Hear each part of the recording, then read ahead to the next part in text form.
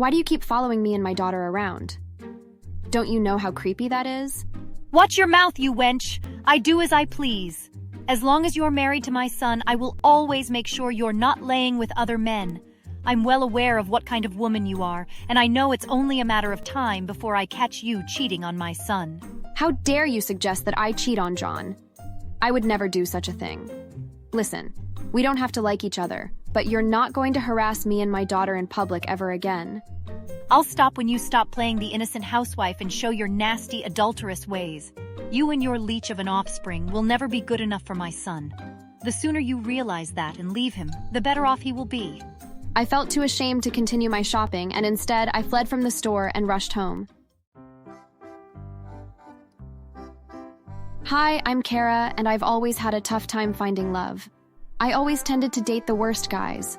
Most of them only cared about themselves and treated me poorly. That is, until I met John. It was a miracle that I managed to find my him, as John was everything that I could ever have wanted. It took almost no time at all, and we quickly fell in love, and not long after we got married. At first, I was very worried since I have a 4-year-old girl, Faith, from a previous relationship. And though I was worried that John wouldn't accept her, he loved her as though she were his own. We have since moved into a nice house with lots of space to grow our family in a decent neighborhood. While John got along with my family, I had never even seen his family before. I did find this weird, but he assured me that it was for the best. Although that didn't last very long, since one day, his mother, Esther, came by the house unannounced. And while John seemed worried about the sudden visit, I was ecstatic about finally seeing my new family. John had never really spoken about them, and I was incredibly eager to learn what kind of people they were and what kind of boy John was growing up. As soon as I invited her in, she started scanning the house like some sort of inspector, going room to room and complaining. So this is where you ran off to? All these years, and I can't believe I'd find you in a home like this. Seems rather like a step down, don't you think? Mom, nothing's wrong with the house. You're just being picky.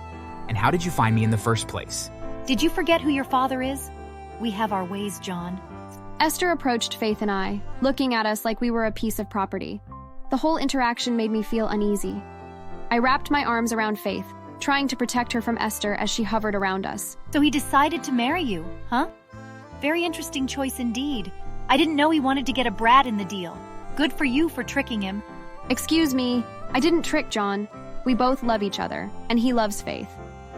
Esther only grinned before leaving, and while John and I both hoped that she would never come back, unfortunately, that was not the case.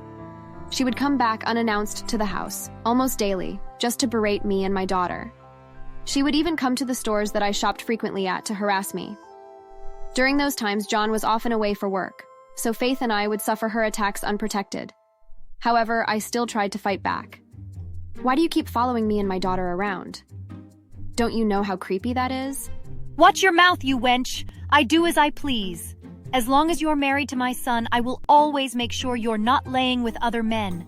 I'm well aware of what kind of woman you are, and I know it's only a matter of time before I catch you cheating on my son. How dare you suggest that I cheat on John? I would never do such a thing. Listen, we don't have to like each other, but you're not going to harass me and my daughter in public ever again. I'll stop when you stop playing the innocent housewife and show your nasty, adulterous ways. You and your leech of an offspring will never be good enough for my son. The sooner you realize that and leave him, the better off he will be. I felt too ashamed to continue my shopping, and instead I fled from the store and rushed home. When John arrived home from work, I ran over to embrace him with tears in my eyes. Once I had told him what had happened, his mood changed drastically. It was the first time I had ever seen him so angry, and I was grateful that it wasn't directed at me. After that, we came up with a plan, and to stop Esther from harassing me. We had contacted the police about Esther's cruel behavior towards me. But once they realized who Esther was, they found excuses to leave and left us to deal with her ourselves. It was at that time that I knew how influential John's father was in the city. I didn't know until then, but John's father had served on the city's council for decades, and if you got on his bad side, then you had no hope of ever working in the city or for a company that resided in the city for that matter. We almost felt hopeless, and that reaching out for help had just been a complete waste of time. John did have one last idea, and that was contacting his father. It was a bit of a gamble as we weren't certain if it would actually prove to be helpful, but we had no other options. John seemed really hesitant to call him, but we knew that it was either that or learn to live with Esther constantly ruining our lives. I knew that reaching out to his father was incredibly difficult for John, and so I stepped up and said that I would talk to him. John wasn't sure if it was a good idea or not.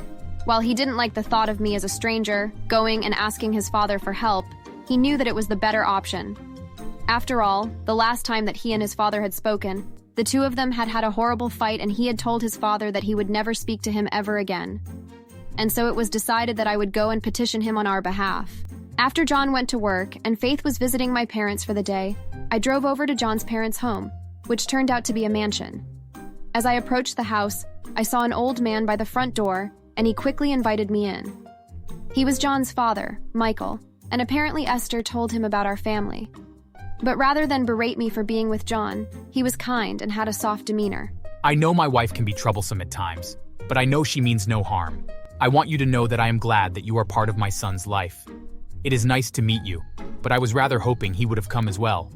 The last time I saw my son, I said some terrible things to him, things that I wish I could take back. Well, there is still time to repair your relationship with him. One way could be to speak to your wife, as she has been harassing me on a daily basis. Is there anything that you can do to stop her? I'll see if I can talk to her. I never had the means to say no to her before, but I wish to be a good father-in-law to you, and I would love for the chance to reconnect with John as well, so I'll try. Well, if you do that, I can promise to try to get John to reconsider never seeing you again. It would be a terrible shame if the two of you went the rest of your lives never speaking to one another again. I left with little worry about him being able to talk to Esther, but that was until I saw none other than Esther arrive with a much younger man in the car. I quickly snuck into the bushes and watched as the two embraced and made out, not too far from me. I quickly pulled my phone out, took pictures of the two in the act, and sent the evidence to Michael. And while Esther strolled her way into the mansion like she didn't cheat on her husband, I quickly raced to my car and drove out of there. By the time I got home, John had called me, saying that Esther was hysterical over Michael finding out about her affair. Esther and Michael did divorce soon after, leaving Esther broke and homeless.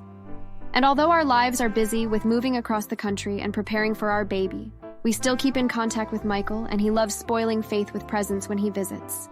He and John have even begun mending their relationship and are closer than they have ever been before. No one knows what happened to Esther after the divorce, but I doubt anyone would care. All I know is that I love my husband, and Esther won't bother us again. Thanks for watching. Please subscribe to the channel.